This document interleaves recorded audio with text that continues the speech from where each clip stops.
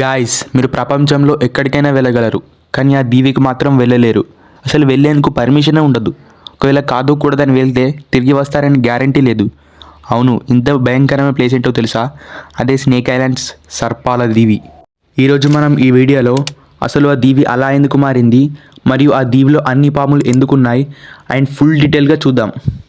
First ఈ place ఎక్కడ ఉందో చూద్దాం. ఈ ఐలాండ్ అసలు పేరు ఇల్హాడా క్వడామా గ్రాండే. ఇది బ్రెజిల్ పక్కన అట్లాంటిక్ మహాసముద్రంలో ఉంది. ఈ దీవి అంతా కలిపి ఒక 105 ఎకర్స్ ఉంటుంది. అక్కడ వాతావరణం ఎలా ఉంటుందో చూద్దాం. సర్పాల దీవి చూడడానికి మాత్రం చాలా అందంగా ఉంటుంది. దట్టమైన అడవులతో నిండి చుట్టూ సముద్రం చూడడానికి మాత్రం చాలా అందంగా ఉంటుంది. ఎంత అందంగా ఉంటే ఏం లాభం, మొత్తం పాములే. ఇప్పుడు మీరు ఎంతగానో వెయిట్ చేస్తున్న టాపిక్లోకి వెళ్దాం. అస్సలు స్కిప్ చేయకండి. సర్పాల దీవి ఎలా ఏర్పడిందో చూద్దాం. ఈ దీవి గురించి వినగానే అందరికీ వచ్చే మేజర్ డౌట్, అక్కడ అన్ని పాములు ఎలా ఉన్నాయి అండ్ ఎలా వచ్చాయి, అసలు ఎందుకు ఉన్నాయని.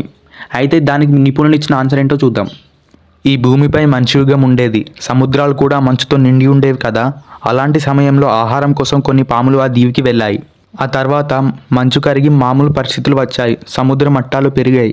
కానీ ఆ దీవికి వెళ్ళిన పాములు మాత్రం సముద్రంలోకి వచ్చేందుకు ఇష్టపడలేదు. దాంతో మిగతా ప్రపంచంతో వాటికి సంబంధాలు తెగిపోయాయి. అలా తరతరాలుగా పాములు అక్కడే ఉండడం వల్ల వాటి సంఖ్య విపరీతంగా పెరిగిపోయింది.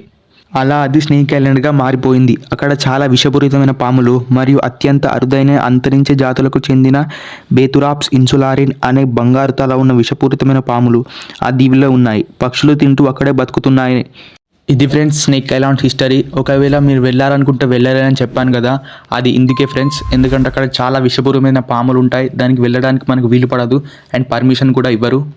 ఇది స్నేక్ ఐలాండ్ హిస్టరీ మీకు ఎలా అనిపించిందో కామెంట్ బాక్స్లో కామెంట్ చేయండి. ఈ వీడియో మీకు నచ్చినట్టయితే లైక్ చేయండి. ఛానల్కి కొత్తగా సబ్స్క్రైబ్ చేసుకోండి. ఇంకా ముందు ఏ వీడియోలు చేద్దామో కామెంట్ బాక్స్లో కామెంట్ చేయండి.